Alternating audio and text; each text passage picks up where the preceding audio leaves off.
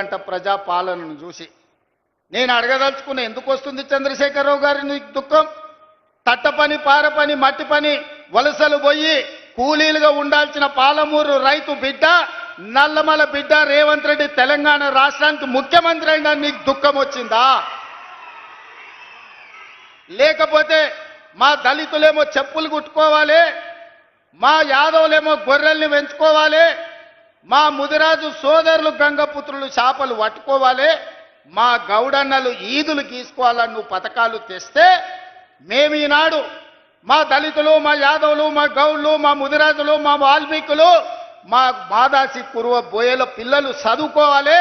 చదువుకోవడానికి young India integrated residential school Jadprolu గ్రామానికి 200 కోట్ల రూపాయలతోటి 25 ఎకరాల కట్టి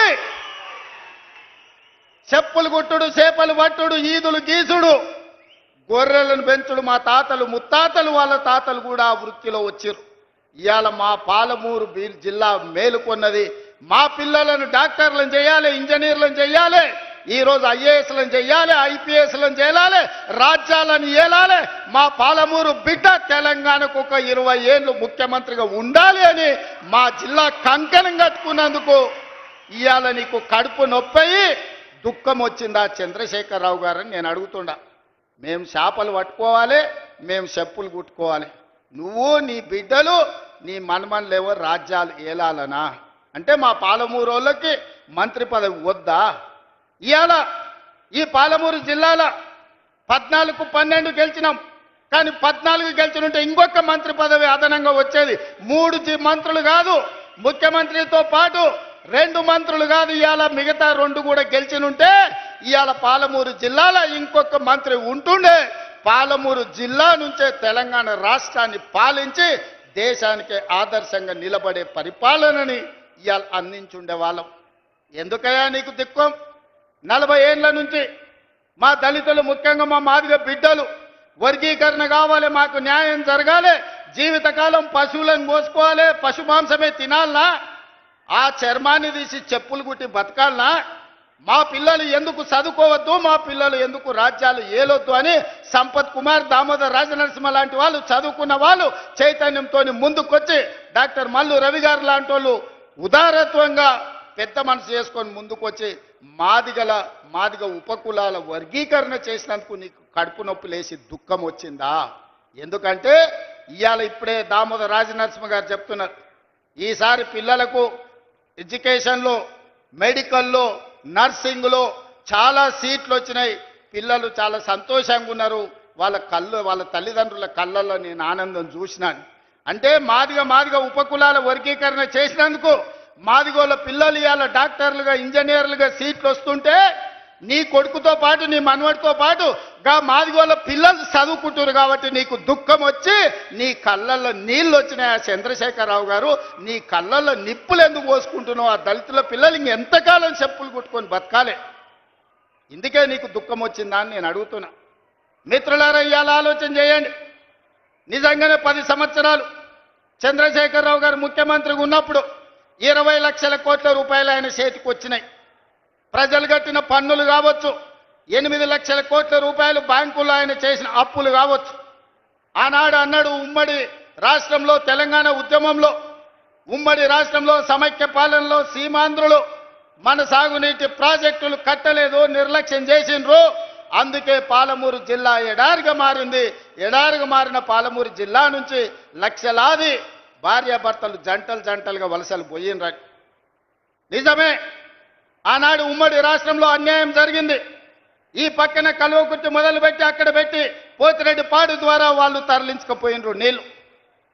ఈ పక్కన జూరాల కావచ్చు, నెట్టంపాడు కావచ్చు, భీమా కావచ్చు, కల్వకుర్తి కావచ్చు, పాలమూరు రంగారెడ్డి కావచ్చు, ఇలాంటి ఎన్నో ప్రాజెక్టులు కట్టకుండా ఎస్ఎల్బిసి టన్నెల్ కావచ్చు, ఉమ్మడి రాష్ట్రంలో అన్యాయం జరిగింది. మా పొలాలకు నీళ్లు రాలే. మా ఎండిపోతున్న పొలాలను చూసి మా కళ్ళల్లో నీళ్లు దారగట్టినాయి. అందుకే కదా నాడు నీ కండగా నిలబడి ఈ పాలమూరు జిల్లా మొత్తం జై తెలంగాణ అని నీ పార్టీని గెలిపిస్తే 10 సంవత్సరాలు ముఖ్యమంత్రిగా ఉన్న చంద్రశేఖరరావు గారు, నేను నిన్ను సూటిగా అడుగుతున్నా, నా గడ్డ మీద నుంచి నా పాలమూరు రంగారెడ్డి ఎత్తిపోతల 10 ఏళ్లలో ఎందుకు పూర్తి చేయలే? నా కల్వకుర్తి ఏమైంది, నా నెట్టంపాడు ఏమైంది, నా భీమా ఏమైంది, నా కోయిల్ సాగర్ ఏమైంది, నా జూరాల ఏమైంది? ఇవాళ నా జిల్లాల ఉన్న ప్రాజెక్టులను ఉమ్మడి రాష్ట్రంలో జరిగిన అన్యాయం కంటే నువ్వు ముఖ్యమంత్రిగా ఉండి మేము ఎంపిక చేసి పార్లమెంట్ గెలిపిస్తే మాకు ద్రోహం చేసింది, మా గుండెల మీద తన్నింది నువ్వు కాదా అని నేను ఈ గడ్డ మీద నుంచి అడుగుతున్నా. 10 సంవత్సరాలు 20 లక్షల కోట్లు ఖర్చు పెట్టిన చంద్రశేఖర్ రావు ఒక 20-25 వేల కోట్లు ఖర్చు పెట్టినుంటే 20 లక్షల ఎకరాలు పాలమూరు జిల్లాలో మా భూములకు నీళ్లు వస్తుండే కదా. కాళేశ్వరం మీద 1,00,000 కోట్లు ఒకే ఒక్క ప్రాజెక్టుకు మా అక్కలు వినాలి, మీ పిల్లలకి చెప్పాలి. కాళేశ్వరం ప్రాజెక్టు కడతా అని కేవలం ఒక్క ప్రాజెక్టు కోసం 1,00,000 కోట్ల రూపాయలు ఖర్చు పెట్టిండు. కట్టుడు 2019, కూలుడు 2023. ఎవడైనా సన్నాసోడు చిన్న గుడిసేసుకున్న 10 ఏళ్ళు ఉండేటట్టు వేసుకుంటాడు.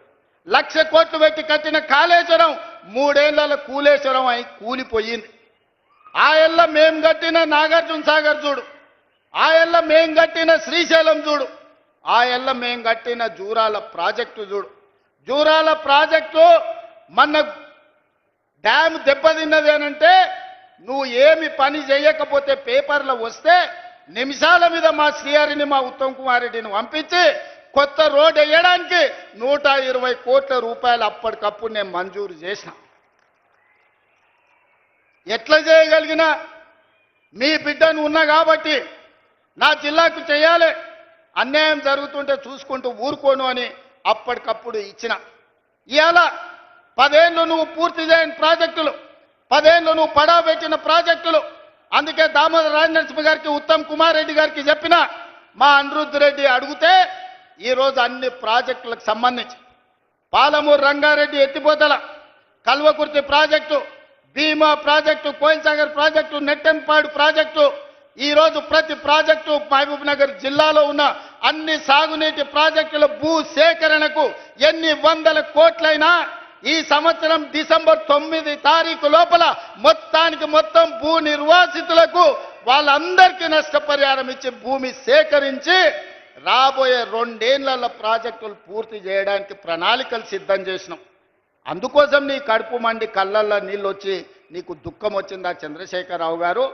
మా పాలమూరు బాగుపడుతుంటే, ఎడారిగా మారిన మా పాలమూరు పచ్చగా మారుతుంటే, కృష్ణానది జలాలు మా పొలాల్లో పారుతుంటే నువ్వు ఎందుకంత విషం పెట్టుకొని ఈరోజు విషం జిమ్మాలని మా మీద పగబట్టి పనిచేస్తున్నావు అని నేను అడుగుతున్నా. వెనకటికెవడో దొంగలకు సద్దులు మోసిందంట.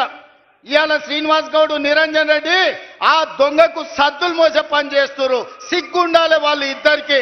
ఇవాళ జిల్లాలో జరుగుతున్న అభివృద్ధిని 75 ఏళ్ల తర్వాత ఆనాడు మొట్టమొదటి హైదరాబాద్ రాష్ట్రానికి ముఖ్యమంత్రిగా పాలమూరు బిడ్డ బూరుగుల రామకృష్ణారావు అయ్యిండు.